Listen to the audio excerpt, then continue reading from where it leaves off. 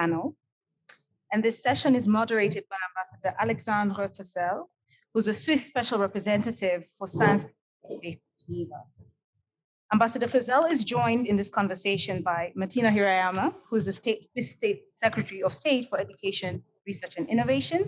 And joining online are Alondra Nelson, who is the Director for Science and Society of the White House, Office of Science and Technology Policy. Mr.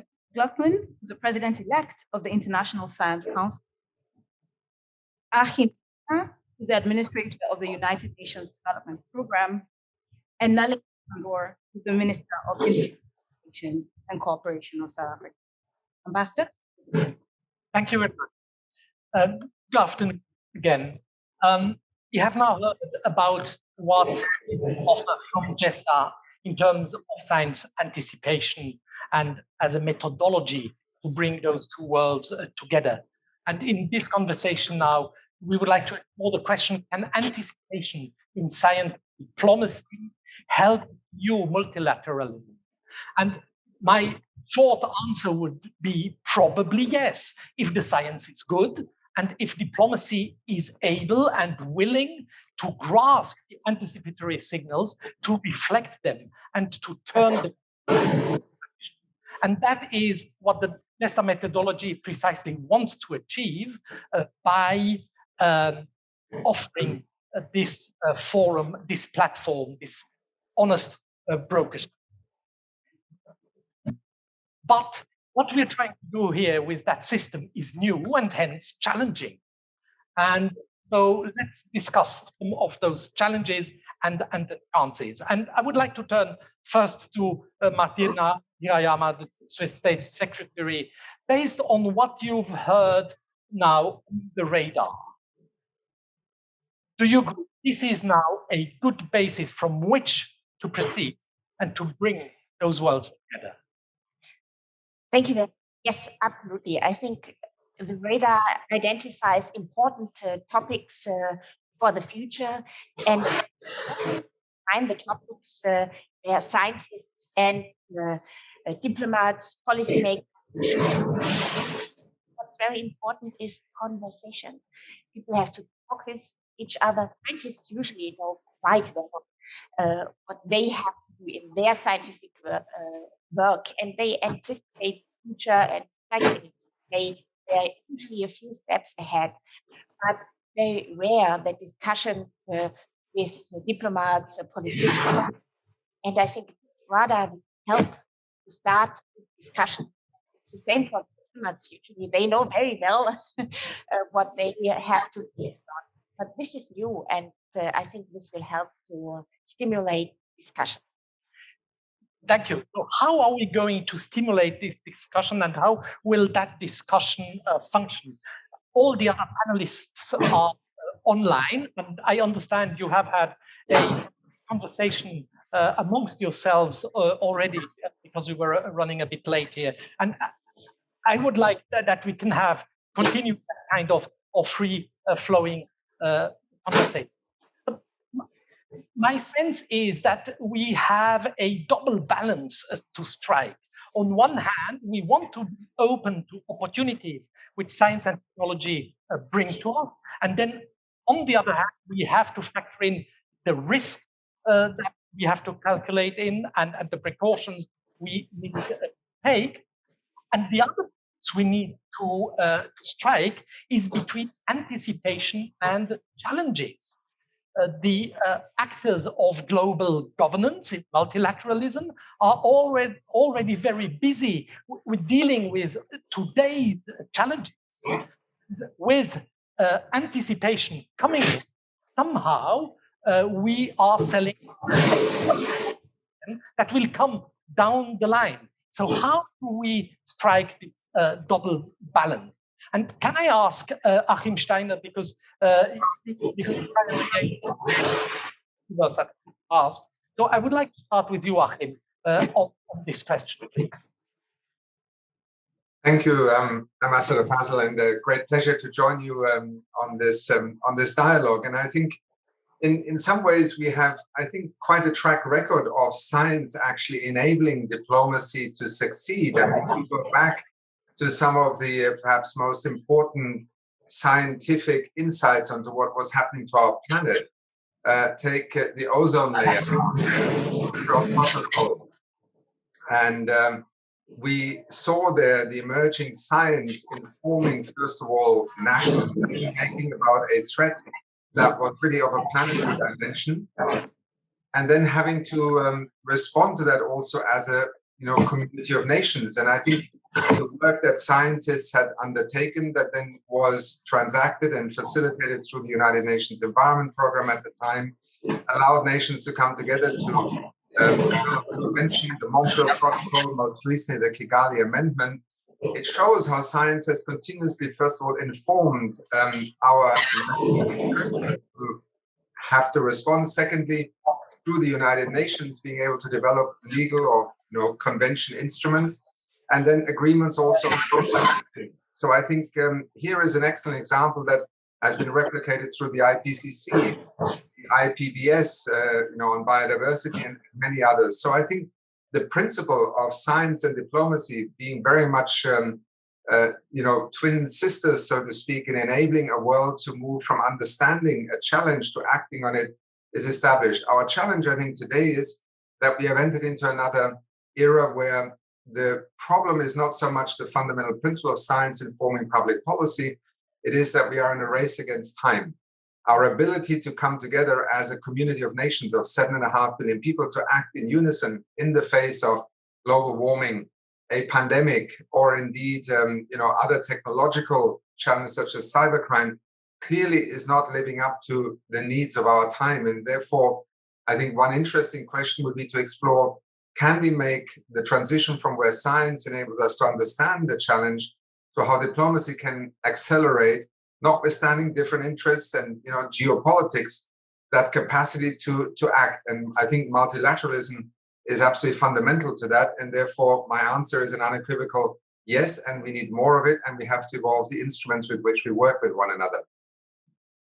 Thank you very much, Achim. Minister Pandor, can I turn to you? What, in your view, as the minister in charge of international relations of an important African country, how do you approach this methodology GESDA wants to establish? Thank you very much, and good afternoon to all the panelists. I think really one of the approaches is to develop as many partnerships between the public, the private, and civil society as is possible. I also think that a milieu, an atmosphere in which free thinking is encouraged and innovation is absolutely vital. And it's not governments that would always have responsibility in encouraging, particularly responsiveness to anticipation.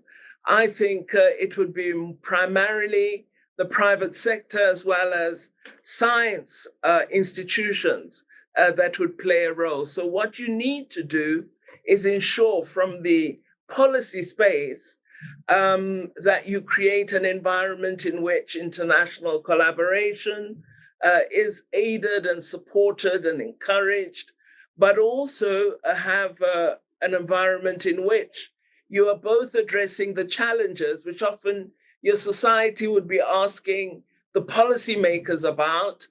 Are you responding to the problem of tuberculosis? We need new treatment. It's a real problem here.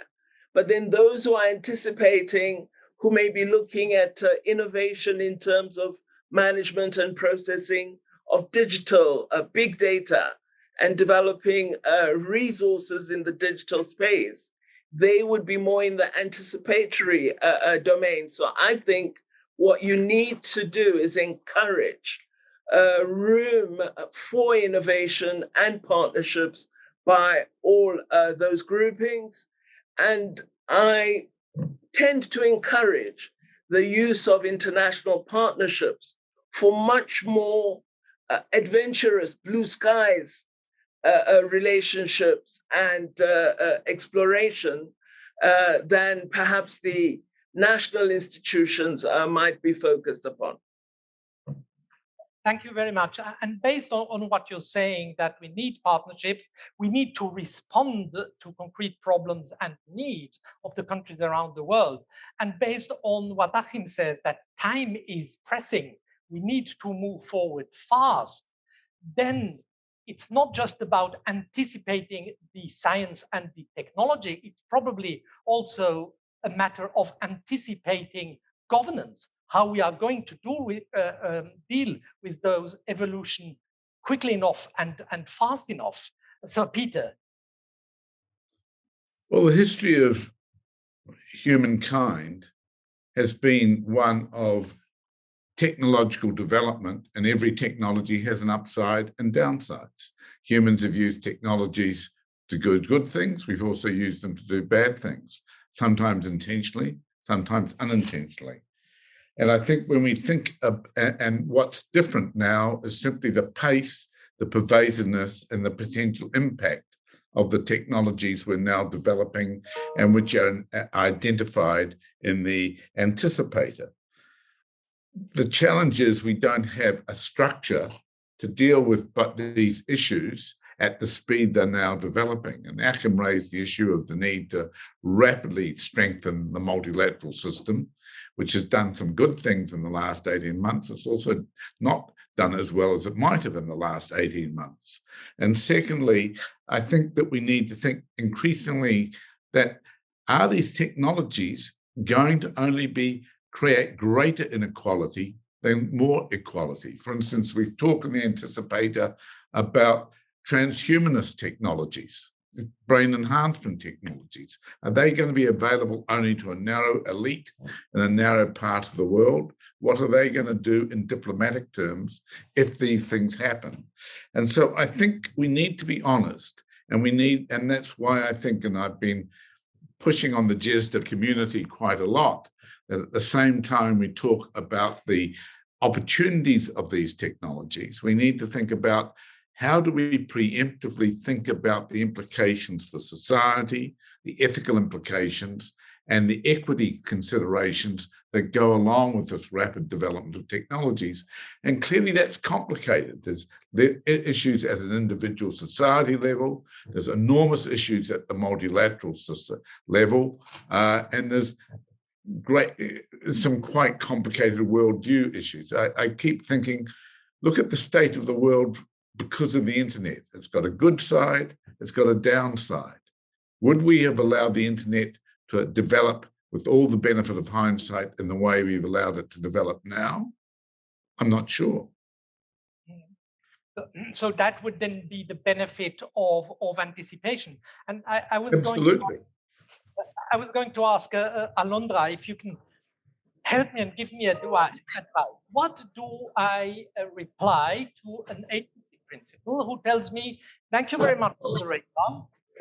It is very now I know about human augmentation and quantum revolution and AI and the rest of it, but how will that help me to discharge my mandate and dealing with the immediate challenges I have? So how do we solve that tension between and immediate challenges? Thank you, Ambassador Fasel, and it is a delight to be here with this high-level panel of distinguished guests. Congratulations to the GESDA team for this inaugural summit. I think that you've laid out precisely, what President Biden has said, that this is a moment of great peril and great promise. That's exactly the tension that we sit in this moment. And I think for those of us in government, to truly be in service, we really have a responsibility to be forthright about both those realities at once, and to be honest both about the risks of innovation and partnership, but also bold in addressing them head on. And I think that the anticipatory frame is a fantastic possibility for working this through. Anticipation is filled, of course, with both enthusiasm and with unease. So we know, as Sir Peter was saying, that the tools can be misused or exploited. Tools can do great things in the world and mitigate risks, drive innovation. But extraordinary data can be abused, new technologies can be plagued by bias, research can fall into the wrong hands. So, I think we want to come into anticipation with some humility. We can't predict the future, but we can certainly, and government in partnership with others, do our due diligence. We can ensure that we are, attempting to think through the possible implications of a new piece of technology and consider how they might be applied for good or for ill in the future. We can't predict when the next pandemic will arrive, but we can be better prepared. The White House, as you may know, has a pandemic preparedness plan that is proposed to focus on capabilities to prepare for future pandemics. It's the plan that we needed 5 years ago, and it's the plan that we hope will make us more prepared 5 years from now. And these kinds of anticipatory investments will create products and capabilities that will not just lay dormant until the next pandemic, but will really create active capabilities, tools, resilience across society. But of course, this approach is going to require international cooperation. So many of the challenges that we face are not challenges of a nation or a country, but of course are whole of society challenges. And so it means that we've got to work with international partners and to really face head on the complexity of international cooperation, and which is not to try to predict the future, but to expand global participation and collaboration without sacrificing safety or compromising security. And we look forward to working with partners who will want to work with us to do the same. Thank you very much. I get the impression that from that first round of discussion, we get a clear sense of what we want to achieve together and the direction of travel. The next question is then how we go about it concretely, by how do we bring together in a productive manner all the stakeholders we need to have in order to make progress. That is the scientists, the diplomats, the politicians, the private sector, civil society leaders, citizens, philanthropists. And that's the question of multilingualism, because they all speak different languages, have different agenda. And my proposition would be, in working concretely together on concrete problems and try to drive them together towards practical solutions, rather than having a sort of meta conversation around this general problem. Achim, can I again turn to you first? You have been driving innovation in your organization and trying to link what is happening in the field to the general outlook of how UNDP is working. And I'm wondering whether there is a learning for the platforms we are going to create here in GESDA in terms of bringing the forward-looking forces together in concrete corporations, but then do it in a way which can be then scaled up so that we have a global movement that adopts such an approach. Let me just offer one additional reflection on the approach that GESDA is taking and the anticipatory approach. I think it is very much something that echoes to what I have tried to bring to, the role of a United Nations Development Program in the year 2021. And, very often in particularly the international relations and development arena, we kind of transact a lot of what is essentially unfulfilled promises. It's very much a legacy agenda. And one of the very deliberate efforts I have tried to bring during my tenure to UNDP is very much more that anticipatory. What is the future of development? Countries less and less. And Minister Pandor will relate to that. I once worked under one of your brilliant ministers, Kara Asmal, who said, I'm so fed up with people coming and telling me what my problems are. I know what my problems are. Help me think about the solutions. So I think the future of development focus is very much one, and I think you'll recognize the sentiment in him, Minister Pandor. I think we need to indeed help countries, communities, the world to understand better what is likely to play out, because things are moving and changing so fast. We touched on digitalization, for example. UNDP was essentially still in an analog age of thinking about poverty reduction, about development strategies, when really most countries are already being affected by a digital revolution that will change virtually every facet of development, policy making, decision making, investment. So being able to anticipate that and being able to help countries not to come with a ready-made solution, because frankly, nobody really knows how the future will play out, but to allow countries to have the ability to understand what will shape their scope for decision making. And I use this deliberately as an example, because if you take fintech, for example, already many developing countries are being, in a sense, affected, and I say this in a neutral sense, by the evolution of fintech, but they were never at the table of even agreeing on what some of the basic rules are. And indeed, governments all over the world are scrambling to catch up with where these platforms are moving. So the development program of the United Nations is very much part of that anticipatory support capacity that we can bring to countries as they think about national policy, but also how they relate to the global economy that is driving this. But, and I end with that, Alexandre, there is another element to innovation, and that is to understand that science or technology are in themselves perhaps factual and conclusive on certain findings. They provide us with choices, but ultimately societies have to make choices. And, you know, Sir Peter just referred to the issue of inequity.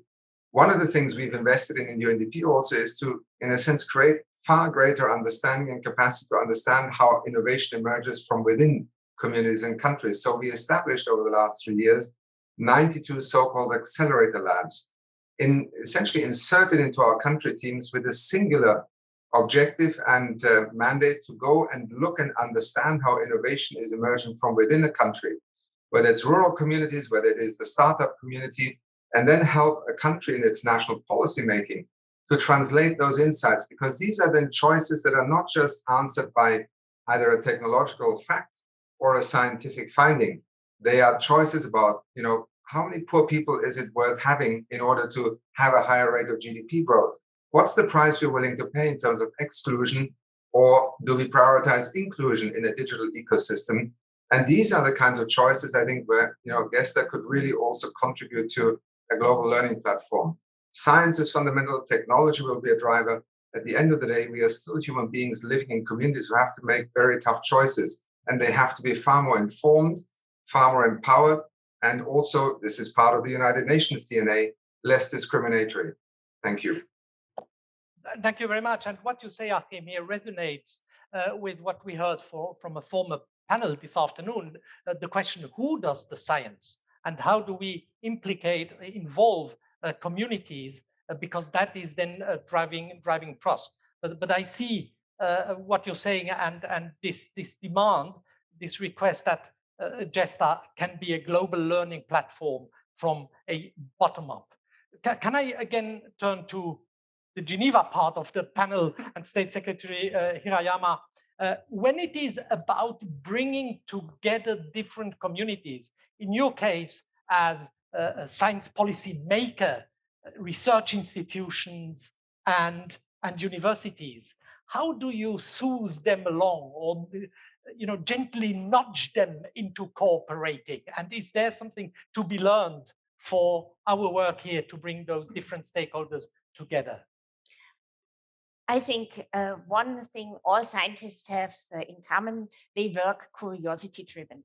So if you bring scientists together with diplomats, politics, other people, I think there has to be a curiosity to develop something good for the future. And what we heard this afternoon in the different sessions was very interesting. And you see the expectations for the development of science in the future, for the development of technology, for the interaction with society, the development of humanities, a lot of expectations. But from my point of view, what is very important here and for Geneva and for the multilateral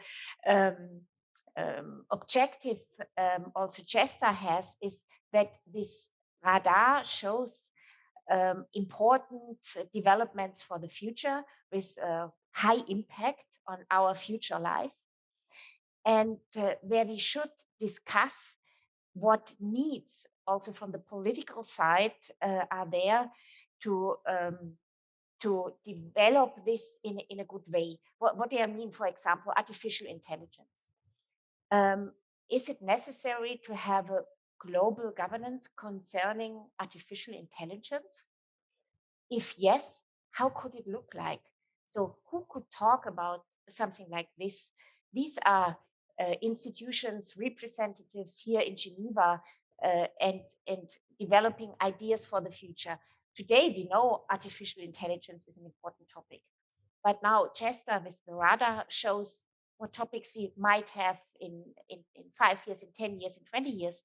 And that's actually what we should start to think about, because if it's already there, usually it's quite late. Quite late. Because then you have the good news and the bad news. But what you actually try to achieve is to focus on the good news and avoid the things which shouldn't happen. And so I see an important point, and I think go work with curiosity, and then you will at least the scientists, you will bring them to the table. You join here what Sir Jeremy said earlier this afternoon with his appeal that diplomacy should get ahead of themselves and deal with the issues in time and very early on. Can I turn back to the online panelists with the questions we're discussing? What are your precepts and proposals and recommendations in order to best bring the different forces actives, as I would call them? We need the stakeholders, we need to work together and scale such an effort up. Minister Pandor, please. Thank you very much again. I think one of the matters we must address is the issue of equity, because I believe for science to matter, ordinary communities must see that it makes a difference to their lives. And so as both policymakers, scientists, and investors in science, practice and diplomacy, we have to have a key concern about everyone's access to the opportunities offered by science. The recent experience, or the current experience with inadequate access to vaccines, has given out a message that science is for some, the benefits of science are for some, for those who have money, and those who do not have resources or robust science institutions, they will wait in the line until science reaches them. We have to change that perception of science by making real these conversations about diplomacy, about international collaboration and cooperation that we're having. Our people, our communities must see that through our conversations, that which we promise, that vaccines will be a public good, actually becomes a reality. So I think while all the partnerships will be established, foreign ministers will discuss international science cooperation, it's all wonderful.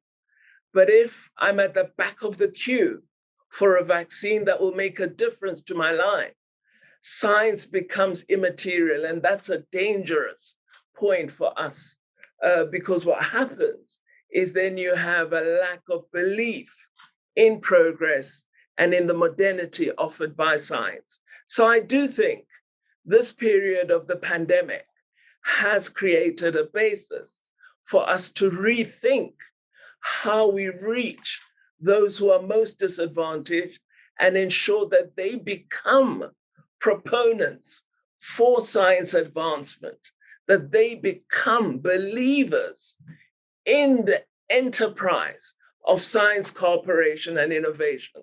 In that way, I believe we will achieve the greatest. It means that one of the things we need to attend to is the development of science in the poorest societies. We've got to ensure we have research institutions, that we have science institutions. We must invest in human capacity, develop research capability, because science becoming a human phenomenon cannot rely on an exclusive few. all of us must have a part to it, must play a role in it. Thank you. Absolutely. And when you say about the scientific cooperation, and I would come to a last question here, the whole approach we are trying to implement here at GESDA with that anticipatory science and diplomacy is based on the radar and on the scientific quality we can draw from it. But then the question is, will geopolitics challenge the global and borderless collaboration science enjoys and needs in order to be excellent and provide us with those elements? How can we protect that space of a good borderless global scientific cooperation? Can I start with Alondra and then Sir Peter? Certainly in your new role as the president of the International Science Council, that must be top of your mind. But Alondra first.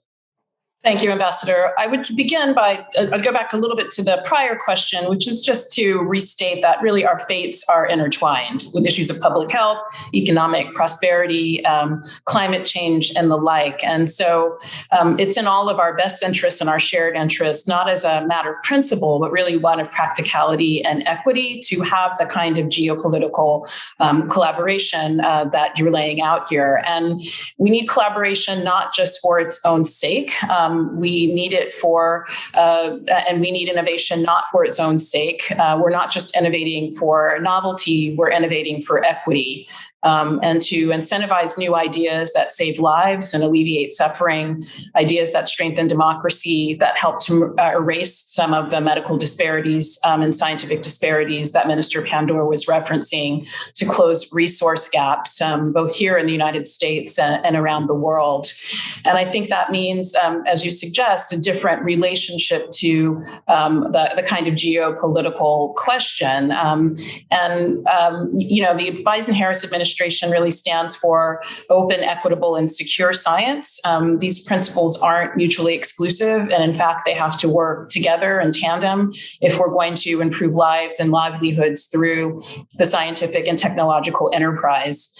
We can be realistic about the world we live in. Not everyone we're working with will always have our best interests in mind. We can live and lead in an age of intense, vigorous competition, stretching across sectors, across continents, and reaching into the fields of science and technology development. And we would be naive to not be clear about those risks. But we can't allow those risks to dictate the terms of our progress. And we can't let security concerns undermine our open, collaborative approach. Instead, we need to take our cues from past collaborations and continue the work of building and strengthening global scientific commons. So like everything is a balancing act, as you say. There are things that we can and should do to ensure the security of our science, of our scientists, like ensuring that federally funded researchers disclose potential conflicts. But there are also clear solutions to address the challenges of our time. And at this moment, we really have to lean into values of openness and transparency, honesty and equity, fair competition, objectivity, and democracy. The best anecdotes to the risk of open science are the vigorous collaborative pursuit of integrity in our science across borders and different parts of the scientific universe, and bringing everyone along, understanding that science and technology is truly the inheritance of all of us, not only the work of doing it, but also the implications that it holds for progress and the world. And I think it's really by taking on these practices together that we will be able to continue to work together and to find new ways to sort of reach this kind of geopolitical balancing act. Thank you very much. So, Peter? Well, I think science and scientists are always collaborative. And I think if you look at the history of science, when they're empowered to be collaborative, they are. Sadly, I think there's very poor ability for transnational science to involve the global south properly, as Minister Pandor has pointed out. And in fact, in a couple of weeks, I'll be announcing the start of an initiative to try and find a way to embrace the global south more completely with the global north in the global science activities. But science itself is changing. And I think one of the things that this discussion is highlighting is the need to make sure, as the International Science Council has, that all the sciences, and in particular the social sciences, are part of the discussion right from the start, rather than allowing the technological sciences to run ahead of the social considerations. We're seeing the emergence of transdisciplinary science as perhaps the most important way of approaching the many wicked problems we have.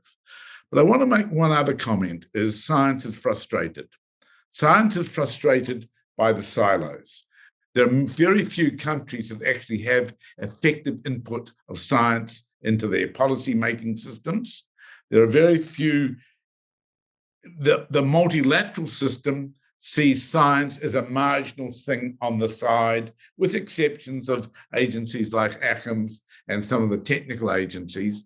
But at the level of New York, the input of science into the agenda is basically not there. Very few countries have science embedded within their foreign ministries in any way, shape, or form.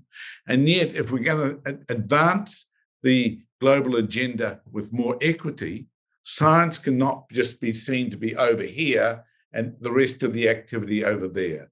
We need the policy community and the diplomatic community to recognize science also needs to be embedded within their ambit as well.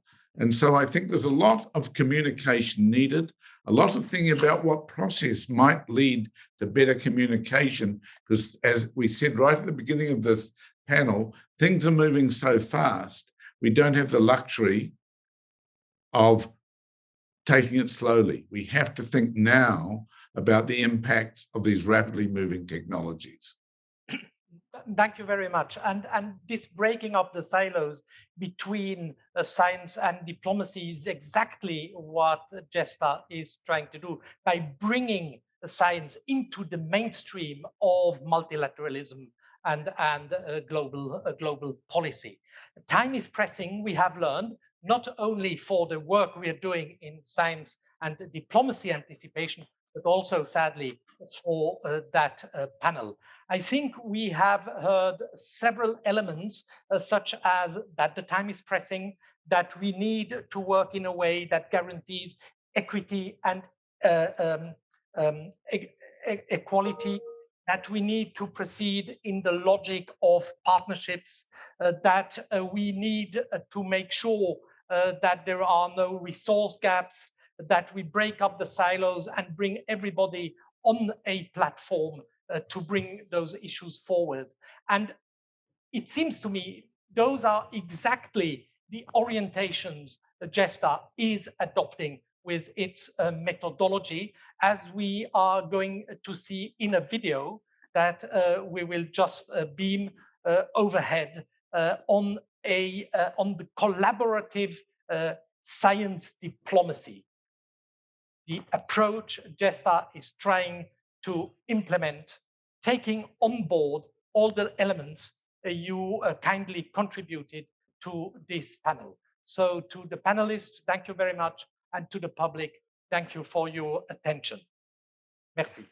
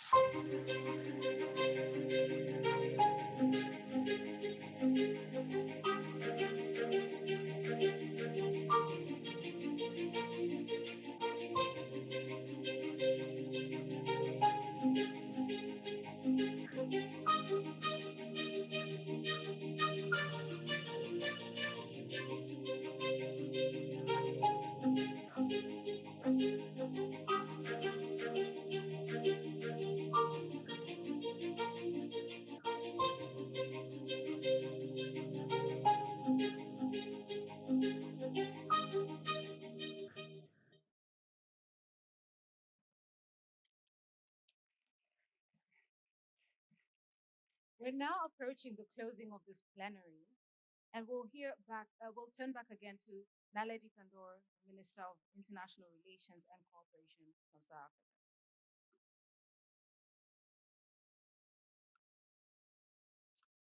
Okay, so Madame Pandor has already spoken to us. Let me let me invite Marie Francesca Spatolisano, who's the officer in charge in the Office of the Secretary General's Envoy on Technology, and who's delivering her remarks on behalf of the United Nations Secretary General. Excellencies, ladies and gentlemen, it is my pleasure to join you here today, and I thank you for the opportunity to speak at your inaugural summit.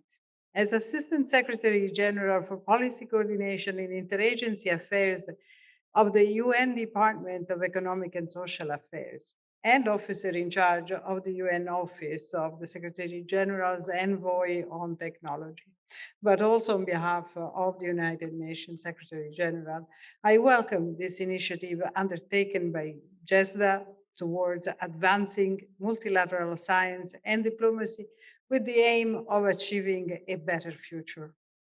I would like to share with you today a few thoughts on diplomacy and the Anthropocene, our times, when human activity is changing the Earth on a planetary scale, perhaps irrevocably. For many of us, of course, this is not news.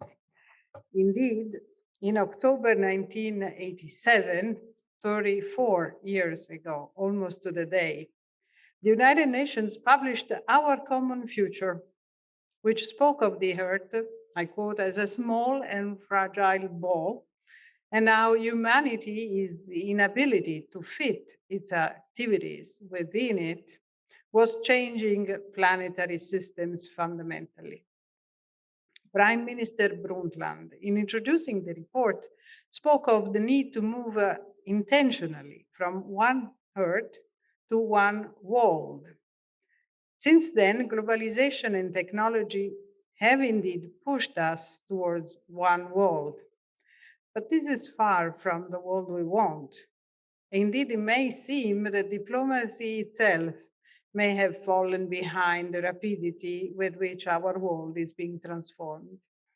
Many of our governance mechanisms and diplomacy are falling increasingly behind the pace of the private sector, particularly in the area of digital technologies. I would suggest that diplomatic institutions, crucial to how we realize our common future in this age, may want to consider three imperatives for their work. And first, for everyone, the global interest is now also their national interest. Second, science and technology are evolving rapidly, capable of influencing the world at planetary scales, as we have said.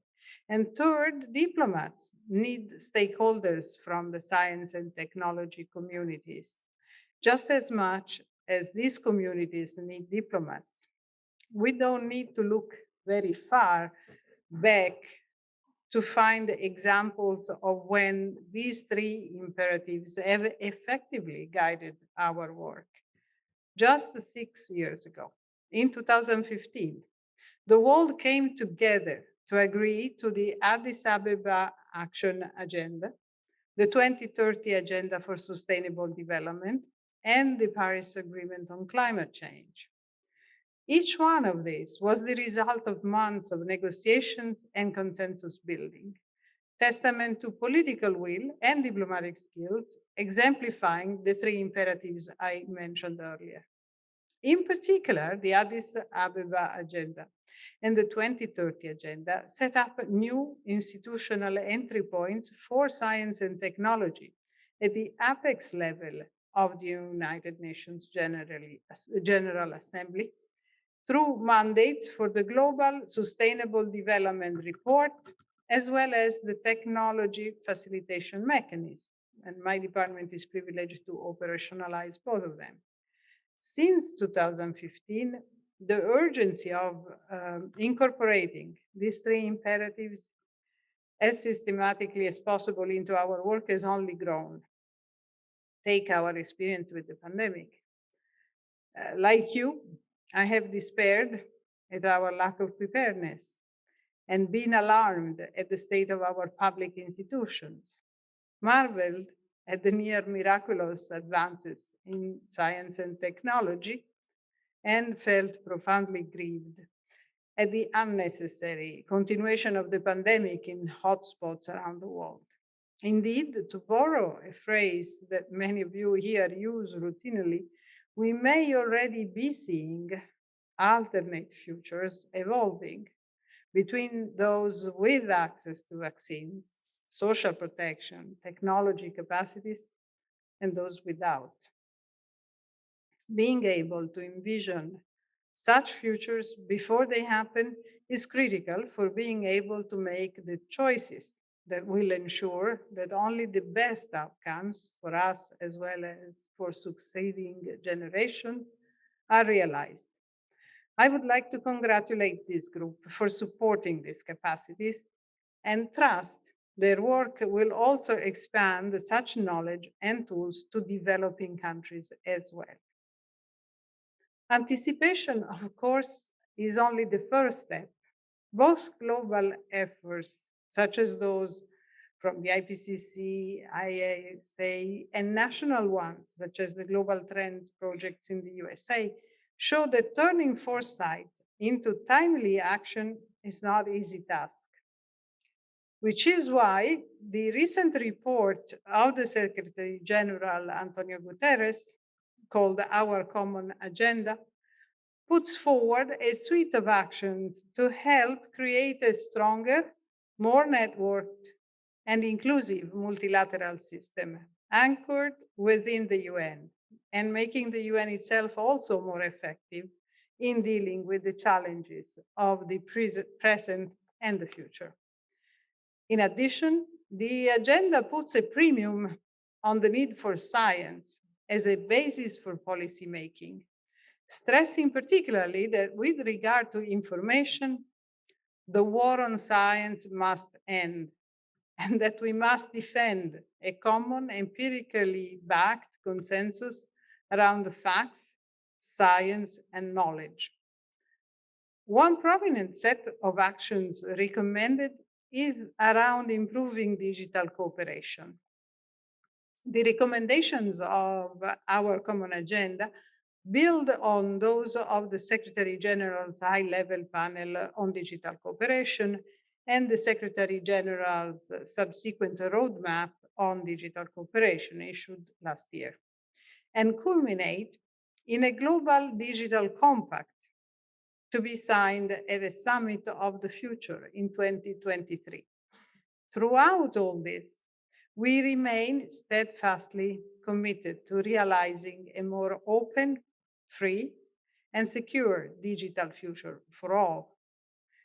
Of the 90 recommendations contained in this report, in the Common Agenda, There are many that are directly relevant to your work.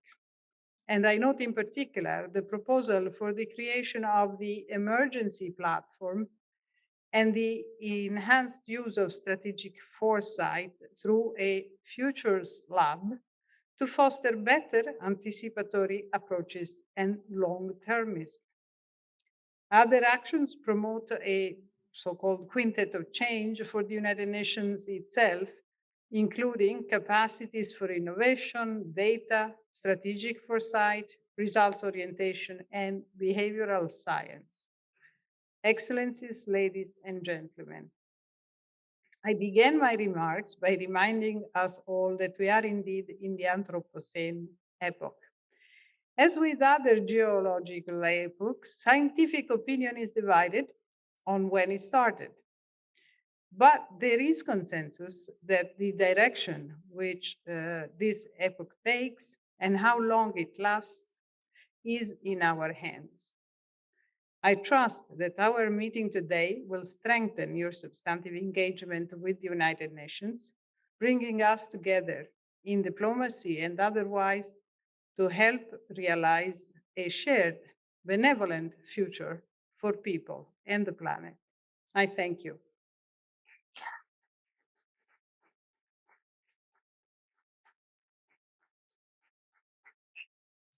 Our final keynote this evening is actually going to be from Minister Pandor, with whom we are reconnected via technology.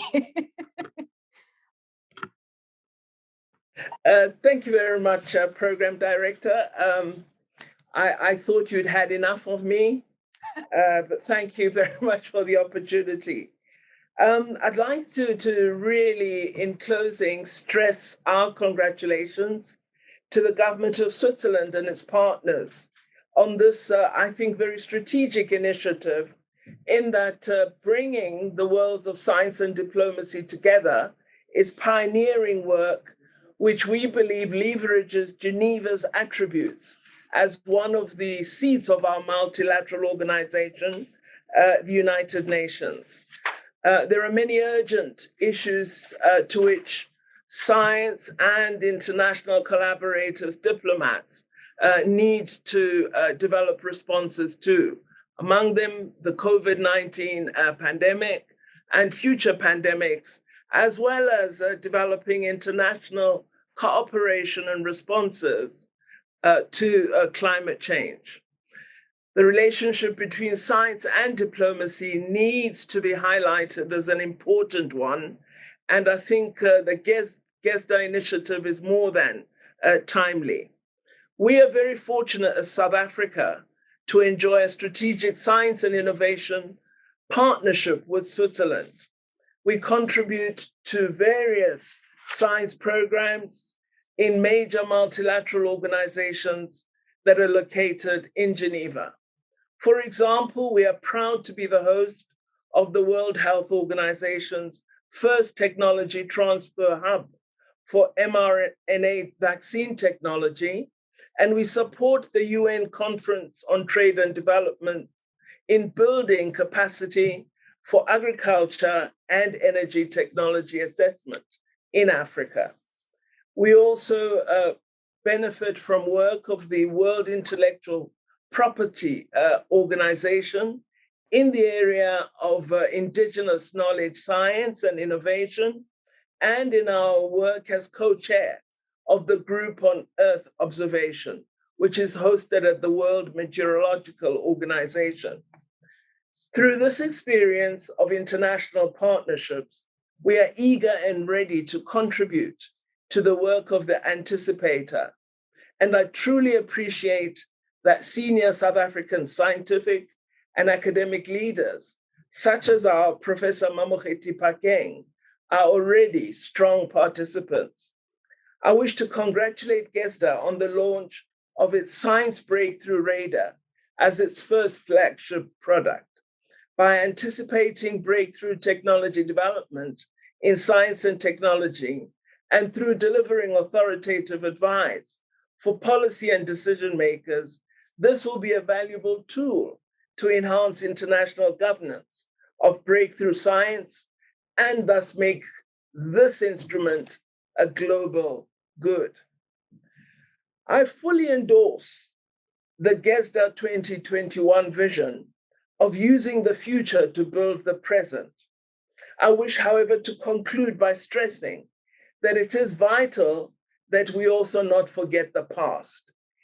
As South Africa, we are progressing from a young to a maturing democracy. We constantly have to remind ourselves that in order to deliver a better future for all, we have to be mindful of the past painful legacy and the lessons we derived from it. Similarly, as we celebrate and anticipate the continued rapid progress of science and technology, we should never forget that shamefully, many of the citizens of our world still live in extreme poverty, and that ours remains a world of huge and unacceptable inequalities that we must find international solutions to. We have thus chosen Science for Social Justice as the theme for the UNESCO World Science Forum that South Africa will host in 2022, an event to which I hope many of you will attend and participate in. So, dear colleagues, let us use the future to build the present, and learning from the past, let us ensure that it is a future which, as stated in the transformative vision of the Sustainable Development Goals, is one that leaves no one behind. I wish the Geneva Science and Diplomacy Anticipator all success in its important mission. You will all be required to respond with agility. It will be imperative that you act with purpose and that you always use your collaboration to reinforce international solidarity. In this work and in this endeavor, I wish to assure you that you can count on South Africa's diplomatic participation in all your efforts. I thank you very much for listening to me and for having invited me to be part of this most exciting endeavor.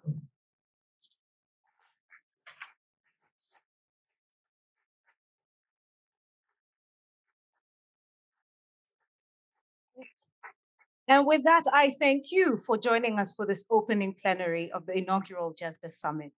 Please do not forget to check out the Breakthrough Radar. There are QR code stickers that you can use. And for those who still like good old pen and paper, there will be reports being handed out on your exit. For those who will not be able to join us in person tomorrow or the day after, please do not forget to submit your badge at the exit. And lastly, I invite you all to join us for a networking cocktail right outside. Thank you, thank you, thank you, and good evening.